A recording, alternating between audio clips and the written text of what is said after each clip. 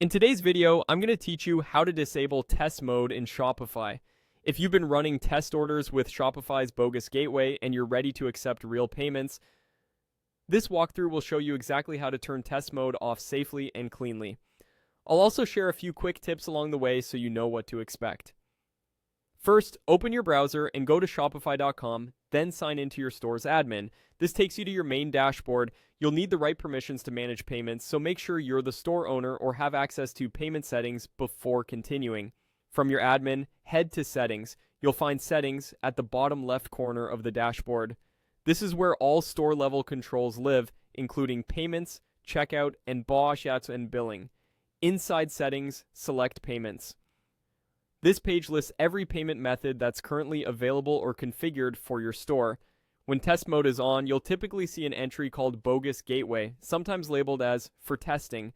That's the built-in tool Shopify provides to simulate approvals and declines without charging real cards. Look for the Bogus Gateway entry and click Manage. The Manage option opens the configuration screen for that specific test gateway, where you can adjust or remove it.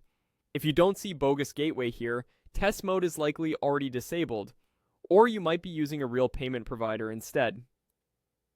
To turn test mode off, click Deactivate. Shopify will prompt you to confirm because this action removes the test gateway and prevents any new test transactions. This is expected. Once deactivated, your checkout will no longer accept test card numbers. Confirm by clicking Deactivate again. That second click finalizes the change. The page will refresh, and the bogus gateway should disappear from your active payment methods. Shopify saves this change automatically, so you don't need to press an additional save button. A couple of quick notes before you go. After deactivating test mode, customers can only pay with the live payment methods you've set up. If you already have a real provider connected, such as Shopify Payments or a third-party processor, you're good to go.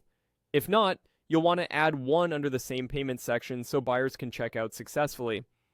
Also, any past test orders remain in your order history for reference, but they won't affect real inventory or payouts.